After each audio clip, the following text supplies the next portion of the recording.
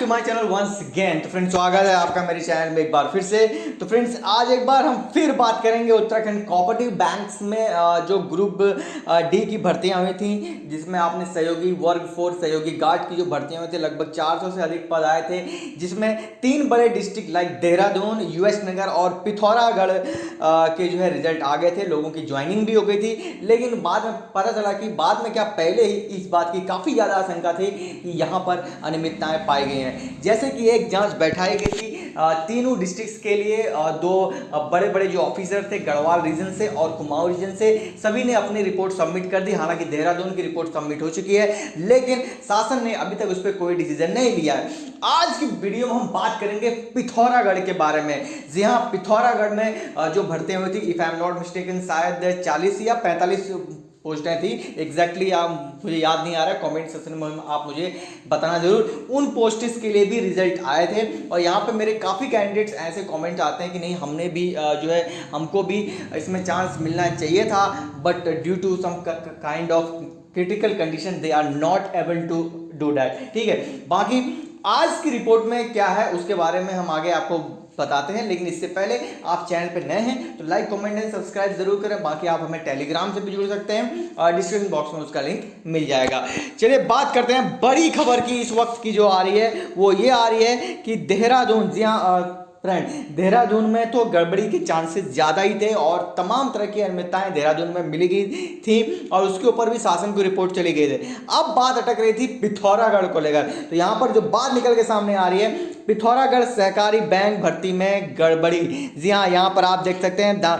सबसे पहले जो सहकारिता मिनिस्टर हैं डॉक्टर धन सिंह रावत, उनकी बाइट सुन लेते हैं। उन्होंने क्या कहा? उन्होंने कहा है कि मंत्रालय का कार्यभार संभालते ही शिकायत मिली कि भर्ती में कुछ गड़बड़ियां हुई हैं, तो बिना देर के तत्काल जांच बैठा दी गई।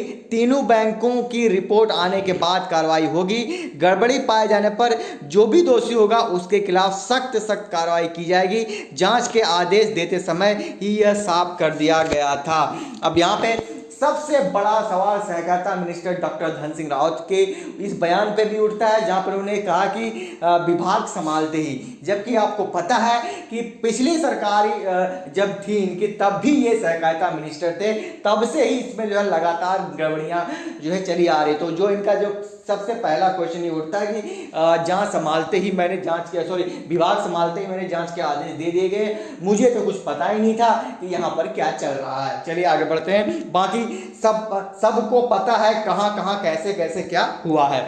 बाकी आप कमेंट सेक्शन में मुझे बताइएगा कि आपको क्या पता है। आगे बढ़ते हैं। तो जिला सहकारी बैंक पिथौरागढ़ में हुई भर्ती की जांच रिपोर्ट शासन को सौंप दी गई है। जांच में भर्ती प्रक्रिया में गड़बड़ी पाई गई है। जी हाँ फ्रेंड्स, यहाँ पर जो सबसे बड़ी और मेन पॉइंट है उसको आप समझिए कि जांच रिपोर्ट शासन को सौंप दी गई है और जांच में भर्ती प्रक्रिया में गड़बड़ी पाई गई है।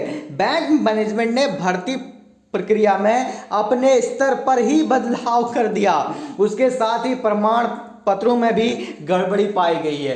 तो आप समझ सकते हैं कि किस हिसाब से पूरा का पूरा सिस्टम अंदर से ही यहाँ पर खोखला है कि बताइए, मतलब नियमावली कुछ और थी। इसको लेकर भी हमने एक स्पेशल वीडियो बनाया था कि जो है बैंकों की भर्ती की नियमावली कुछ और है, यहाँ पर बैंक मैनेजमेंट अपनी नियमावली खुद तय करता है, जिसकी वजह से जो एलिजिबल कैंडिडेट होता है वो बाहर हो जाता है और इनके नाते रिश्तेदार तो पूरे के पूरे भर दिए जाते हैं। और देहरादून में कौन किसका नाता है और कौन किसका रिश्तेदार है, उसके लिए आप वेट करिए, अगला वीडियो बहुत जल्द आ रहा है। यहाँ पर आप देख सकते हैं जिला सहकारी बैंकों में चतुर्थ श्रेणी के पदों पर हुई भर्ती थी।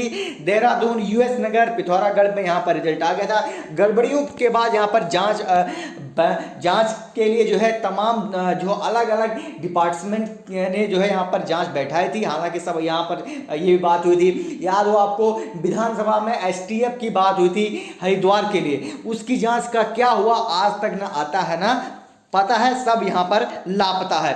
तो आप देख सकते हैं जो सबसे बड़ी बात थी कि इसके साथ ही जिन बैंकों ने रिजल्ट जारी कर दिया था वहां ज्वाइनिंग न कराने के आदेश दिए गए थे, लेकिन इसके बावजूद बैंक मैनेजमेंट ने सभी कैंडिडेट्स को एक दिन बैक डेट पर ज्वाइनिंग दे दी गई, तो जिससे जो है बड़ा सवाल यहाँ पर उठता है। तो यहाँ पर आप देख सकते हैं इन तमाम गड़बड़ पर निबंधक नीरज बेलवाल की अध्यक्षता में जांच समिति बनाई गई। समिति ने पहले देहरादून बैंक की जांच रिपोर्ट सौंपी, दूसरे चरण में पिथौरागढ़ की रिपोर्ट सौंपी गई है और तीसरे चरण में 1 सप्ताह के भीतर यूएस नगर की जांच रिपोर्ट शासन को दी जाएगी। यानी कि आप देख सकते हैं कि डीसीबी दून की रिपोर्ट ऑलरेडी शासन के पास है, अब जो है पिथौरागढ़ की भी जांच जो है रिपोर्ट पहुंच गई है, अब बारी है यूएस नगर की। ठीक है, वो जो कह रहे हैं अगले सप्ताह, हालांकि 5 महीने हो गए हैं लेकिन अभी तक इस जांच रिपोर्ट को क्या निकल के सामने बाहर आएगा भगवान ही जाने। ठीक है, तो यहाँ पर आप देख सकते हैं तमाम यहाँ पर जो इनके डॉक्यूमेंट थे उसके बावजूद यहाँ पर जो है फेक जो है दिखाए गए हैं और कई कैंडिडेट्स को इंटरव्यू में फुल मार्क्स दिए गए हैं जो कि नियमावली के विरुद्ध है। और सबसे बड़ी बात कि आचार संहिता में अफसरों ने दिखाई तेजी, तो कोऑपरेटिव बैंक की इस भर्ती में बैंक और रजिस्ट्रार ऑफिस ने गजब की तेजी दिखाई है। विधानसभा चुनाव नतीजे आने से पहले ही रजिस्ट्रार ऑफिस ने मंजूरी दी, सीएम और मंत्रियों के शपथ लेने से पहले ही नियुक्ति भी दे दी। यूएस नगर में रजिस्ट्रार ऑफिस ने 21 फरवरी को मंजूरी दी जबकि 16 मार्च को नियुक्ति दी। तो आप देख सकते हैं कि किस तरह से यहाँ पर तमाम आरोप जो है लगातार कोऑपरेटिव बैंक्स की भर्तियों में लगते हैं। उसके अलावा अफसरों के रिश्तेदारों और नौकरियों को भी यहाँ पर जो है रखा जाता है। ये तो कोई आम बात सी हो गई उत्तराखंड में। ये मामला आपने देखा होगा रिसेंट में विधानसभा से लेकर हर जगह, हर डिस्ट्रिक्ट और हर तमाम जो है विभागों में ये मैटर पहुंचा हुआ है। बाकी हमारी प्रॉपर नज़र इस पर बनी हुई है, कोई भी अपडेट आएगी हम आप तक पहुंचाने की पूरी कोशिश करेंगे। वीडियो अच्छी लगी तो लाइक कर दीजिए, चैनल में पहली बार है तो सब्सक्राइब जरूर कीजिए। मिलता हूं नेक्स्ट वीडियो में। थैंक्स फॉर वॉचिंग मी। जय हिंद, जय भारत, जय उत्तराखंड।